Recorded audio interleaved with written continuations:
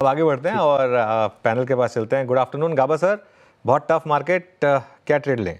बिल्कुल बहुत tough market है, इसलिए मैंने स्टॉक चुना है। वो है बाउंस बैक कैंडिडेट है, नेशनल एल्यूमिनियम।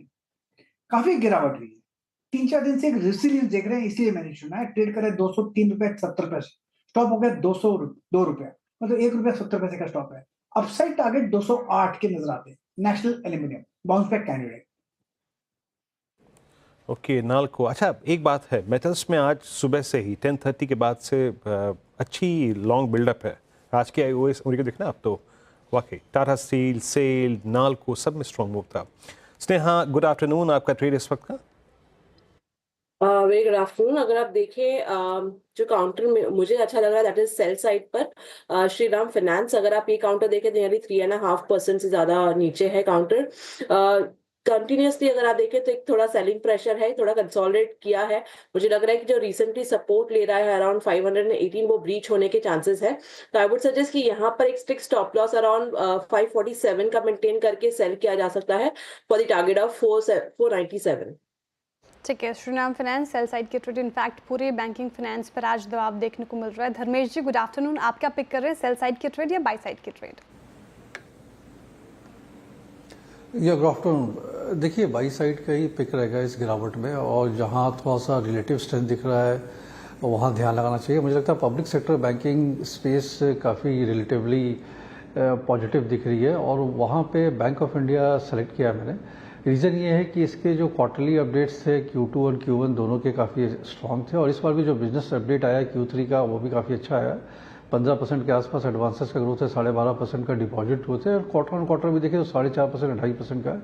मेरा ये मानना है कि इनकी एसेट क्वालिटी भी स्टेबल रहेगी और निम्स भी इंटैक्ट रहेंगे। तो ऐसे माहौल में जहाँ प्राइवेट सेक्टर बैंक में काफ़ी निराशाजनक नतीजे आ रहे हैं, वहाँ पर एक पॉजिटिविटी रहेगी। और एक चीज़ जो प्ले आउट नहीं हुआ है इस पूरे पिछले 4-6 महीने में, वो है कि अच्छे नतीजे के बावजूद पब्लिक सेक्टर बैंक्स में तेज़ी देखने को नहीं मिली है। तो मुझे लगता है कि इस बार जब ये नतीजे रोल आउट होंगे तो वहाँ पर तेज़ी देखने को मिलेगी। तो बैंक ऑफ इंडिया पर बाई करने की सलाह रहेगी। नियर टर्म टारगेट अराउंड 130 से 40 का है, ये 3 से 6 महीने का लिया हुआ टारगेट है। और इसके बाद फिर देखते हैं, प्राइस टू बुक के हिसाब से भी काफ़ी चीप मिल रहा है, 0.6 time 1 year forward price to book मिल रहा है, तो 0.7 0.8 के आसपास रीरेटिंग होनी चाहिए इसकी। ओके, बैंक ऑफ इंडिया ये हो गई धर्मेश जी की एक इन्वेस्टमेंट पिक का। चलिए ट्रेडिंग कॉल्स की तरफ वापस बढ़ते हैं। रचना जी, गुड आफ्टरनून। रचना जी बताइए ट्रेड आपकी। Good afternoon. और मेरी ट्रेड रहेगी ऑरो फार्मा में। ऑरो फार्मा के फ्यूचर्स को हम एक बार को लॉन्ग करने की अटेम्प्ट करेंगे। 1170 पे करीब है फ्यूचर्स, और 1160 का ऐसे लगा के हम इसमें 1190 और 1200 का टारगेट लगाएंगे। Okay, Aurobindo Pharma. Rajesh Satpute ji, good afternoon. आपका trade? Good afternoon Viren, and good afternoon everyone. Viren, थोड़ा कॉन्ट्रैक्ट ट्रेड सेटअप ही अच्छा लग रहा है, वो है Asian Paints. According to contra इसका जो प्रोजेक्शन बनता है वो कम से कम रहेगा 2320 का, 2320 से लेके 2350। तो करंट लेवल से मुझे लगता है एशियन पेंट में एक मूव मिल रहा है, आप रिलीफ रैली कह सकते हैं। तो बाय करेंगे। हमारा जो स्टॉप लॉस होगा वो रहेगा करीबन करीबन 2240 का। ठीक है, कविता जी आप क्या पिक कर रही हैं? Good afternoon. Very good afternoon Shreya, good afternoon everyone. Well, मुझे लग रहा है कैपिटल गुड्स में आज कुछ काउंटर स्ट्रेंथ बताते हुए दिख रहे हैं, जैसे LT, ABB एंड सिमेंस। सो मुझे लग रहा है सिमेंस में फर्दर कैचअप होते हुए दिखना चाहिए। एज ऑफ नाउ काउंटर 6179 के लेवल पर है। अगर ये काउंटर 6190 के लेवल को सरपास करता है तो यहाँ एक शॉर्टर टाइम फ्रेम पर फ्लैट का ब्रेकआउट आता हुआ दिखेगा।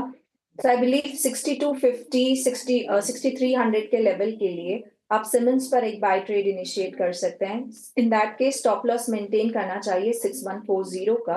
एंड एज अ डिस्क्लेमर, ये कॉल हमने हमारे क्लाइंट्स के साथ भी शेयर की। ओके, चलिए तो ये इस समय सीमेंस पर एक बाय। अच्छा, एक बात बताऊँ मैं, सीमेंस हो, ABB हो, एक बार इनके सबके आज के चार्ट्स देखते हैं और इनके सबके 1 महीने के चार्ट्स देखते हैं, क्योंकि ध्यान रखिएगा एक सबसे ज़्यादा जो स्लो डाउन की बात थी वो केपेक्स रिलेटेड प्लेस में ही थी, और ये सब के सब स्टॉक्स 1 महीने में बुरी तरीके से पिटे हैं। तो सीमेंस हो चाहे ABB हो, क्या मार्केट की, धर्मेश जी गुड आफ्टरनून, क्या एक सेंस बन रही है मार्केट की कि यहाँ पर इस समय कैपिटल गुड्स में रिस्क रिवॉर्ड बहुत फेवरेबल हुआ है? क्योंकि सारे के सारे स्टॉक्स, जैसा मैं कह रहा हूँ, इस 1 महीने में, पिछले 1 महीने में 15 से 20% गिरे। इंडेक्स इंडेक्स ही 10% गिर गया है। या गुड आफ्टरनून अनुज। देखिए प्राइस पॉइंट ऑफ व्यू से जरूर फेवरेबल लग रहा है, काफ़ी अच्छा करेक्शन हो रखा है, बट अगर वैल्यूएशन के हिसाब से देखें तो अभी भी उतना फेवरेबल नहीं हुआ है। अब ये जरूर आर्ग्यू किया सकता है कि हिस्टोरिकली इनके वैल्यूएशन मल्टीपल्स काफ़ी स्ट्रॉन्ग रहते हैं, बट अनुज जो प्रॉब्लम मुझे दिख रहा है मार्केट में वो है कि कंजम्पशन में definitely there is a slow down. ये वाइड स्प्रेड स्लो डाउन दिख रहा है, जितने नतीजे आए उसमें भी यही झलक रहा है। और ऐसी स्थिति में अभी कोई कैपेक्स करेगा नहीं, प्राइवेट कैपेक्स तो मुश्किल है। गवर्नमेंट का कैपेक्स इंफ्रा रिलेटेड ज़्यादा रहता है, जो रोड पोर्ट एयरपोर्ट कंस्ट्रक्शन में होते हैं, जहाँ सीमेंस जैसी कंपनियां ज़्यादा अपने सप्लाईज नहीं कर पाती। बट प्राइवेट कैपेक्स जब आप मैन्युफैक्चरिंग प्लांट्स ये सब लगाते हैं वहाँ पे इनकी काफ़ी बड़ी यूटिलाइजेशन होती है, प्लस रियल एस्टेट। तो ओवरऑल मुझे लगता है थोड़ा ये और गिरने दे से 5-7% का और करेक्शन होता है तो वहाँ पर जरूर बॉटम फिशिंग करना चाहिए। जो हिस्टोरिकल प्राइस ट्रेंड रहा है उस हिसाब से कंपनियां सारी अच्छी है, कंपनी में कोई प्रॉब्लम नहीं है, और वैल्यूएशन तो हमेशा से महंगा ही रहा है तो वो चलता रहेगा। Okay, BSE capital good index वाकई आज थोड़ी बहुत कवरिंग है, बट सबसे ज़्यादा पिछले 3 महीने में जो प्राइस डैमेज हुआ है वो इसी स्पेस में हुआ है। अच्छा, सुबह कुछ मैंने ट्रेड्स लोकेट किए थे, मैं उनको एक बार थोड़ा सा यहाँ पे डिस्कशन में फिर इंक्लूड कर लूँ। जहाँ पर शॉर्ट कवरिंग कंटिन्यूड है पिछले 3 सेशन से, आप देखिए पीएसयू बास्केट में जहाँ पे एक अच्छी शॉर्ट कवरिंग है उसमें एक है कोल इंडिया, प्लीज़ लेके आइएगा। और स्नेहा, मेरे ख्याल से it's I think first time post 8 अक्टूबर जब कोल इंडिया 20 डेमा के ऊपर निकल रहा है। प्लीज़ ज़रा इसकी ज़रा OI समरी रखिएगा स्क्रीन पे। और अच्छा मूव है, डिसाइसिव है, आपका व्यू क्या कह रहा है? और मैं अगर वीकली पर देखूं तो शायद अगर हम इस प्राइस पे क्लोज हो जाएं तो it will be a classical 100 week exponential average reversal, 1.25% OI buildup add भी है। आपकी राय क्या है इस पर?